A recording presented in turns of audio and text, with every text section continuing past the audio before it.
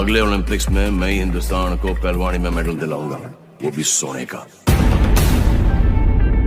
India का coat पाना है, तो हमें नहीं मिलता इंडिया का कोट, कमाना पड़ता है।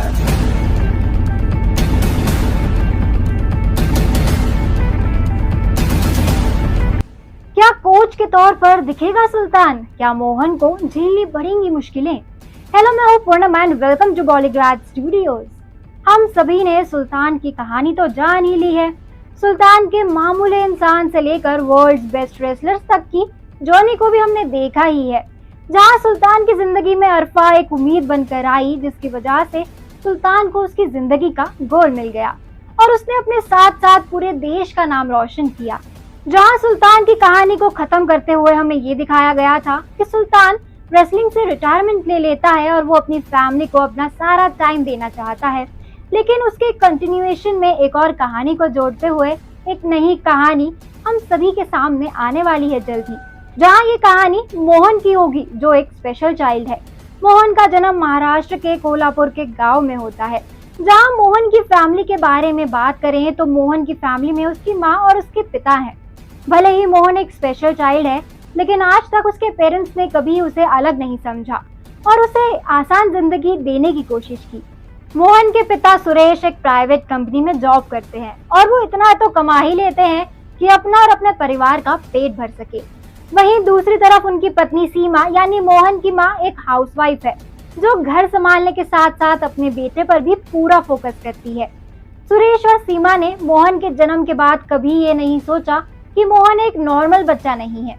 उन दोनों ने ही साथ मिलकर ये फैसला लिया कि वो अपना सारा फोकस और सारा प्यार अपने बेटे मोहन को ही देना चाहते हैं। उनके इस फैसले से उनके घर वाले बिल्कुल खुश नहीं थे और वो मोहन से चिढ़ने लगे, उसे बहुत खरी खोटी सुनाने लगे, जिससे एक दिन परेशान होकर सुरेश ने फैसला लिया कि वो अब मोहन और सीमा को लेकर कहीं और चला जाएगा और सुरेश अपनी फैमिली के साथ गुरुग्राम में शिफ्ट हो जाता है। जहां सुरेश ने वहां अपने लिए एक जॉब ढूंढ ली और गुरुग्राम के एक गांव में तीनों रहते हैं, जहां अब धीरे धीरे मोहन बड़ा हो रहा है और सीमा की मेहनत की वजह से मोहन इतना काबिल हो गया है कि वो अपना सारा काम खुद से ही करने लगा है।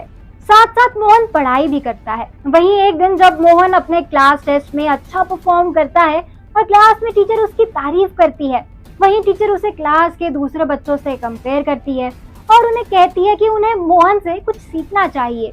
जहां क्लास का एक बदमाश बच्चा सोचता है वो मोहन को सबक सिखाएगा और वो क्लास खत्म होने के बाद मोहन के पीछे पड़ता है और उसे कहता है, आज मैम ने तुम्हारी तारीफ की है, मैम ने तुम्हें हमारे साथ कंपेयर किया है, चल मोहन बराबरी में टक्कर देते हैं, आजा फाइट करते हैं।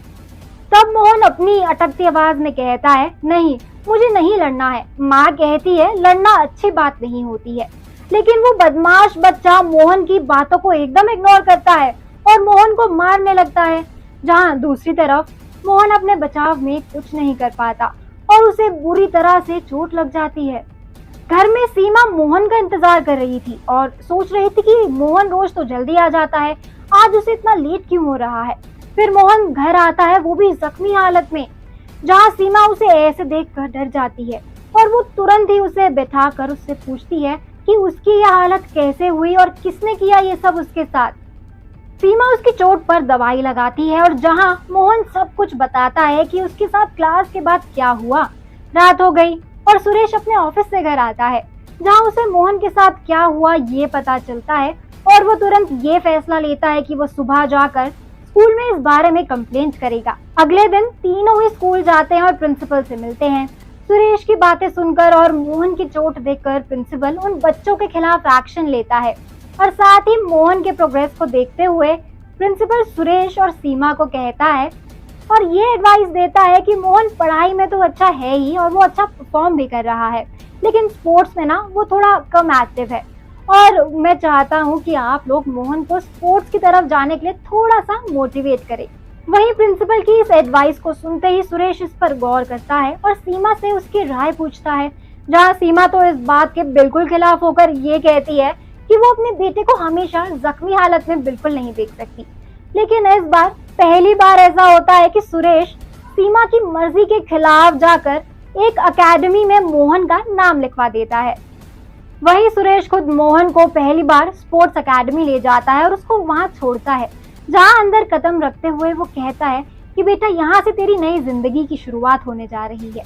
चाहे तुझे कितनी भी चोटें आए पर तू डट कर सबका सामना करना और ये कभी मत भूलना कि तू मेरा शेर है।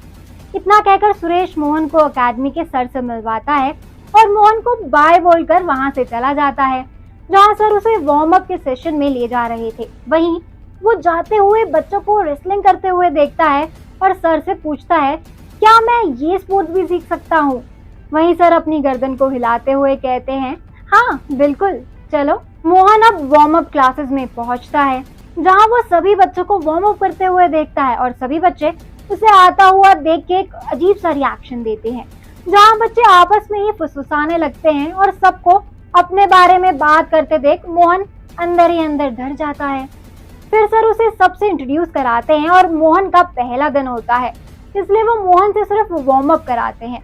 वहीं बाद में सभी बच्चे आपस में बात कर रहे होते हैं कि इस एकेडमी के हीरो आने वाले हैं और आज हमें उस्ताद कुछ नया सिखाने वाले हैं।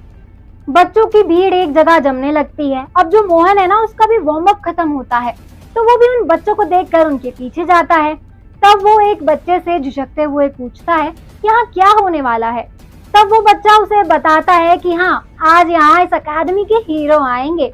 तुम्हें पता है, इन्हें देखने के लिए बच्चे बहुत वेट किया करते हैं और सब उन्हें उस्ताद कह के बुलाते हैं। चलो तुम भी हमारे साथ उस्ताद को देखो। वहीं मोहन उनके पीछे चला जाता है, जहां वो देखता है कि एक आदमी स्पोर्ट्स की जर्सी में आता है और बच्चे उसे देखकर बहुत खुश होते हैं। जहां सुल्तान यानी उस्ताद अपनी जर्सी निकालता है और बच्चों को रेसलिंग के कुछ तौर तरीके सिखाने के लिए आता है। सुल्तान की अपीयरेंस और फिजिकल चार्म देख के मोहन सुल्तान से इम्प्रेस हो जाता है और बस ये सोच लेता है कि अब उसे रेसलिंग ही सीखनी है, वो भी सिर्फ सुल्तान से। क्या मोहन की ये ख्वाहिश होगी पूरी? क्या होगा सुल्तान का फैसला? इस बारे में आगे की कहानी जानेंगे अगली वीडियो में। आज के लिए बस इतना ही। अगर आपको हमारा ये वीडियो पसंद आया हो तो इसको लाइक और शेयर करें, साथ ही सब्सक्राइब करना ना भूलें बॉलीग्राड स्टूडियोज को।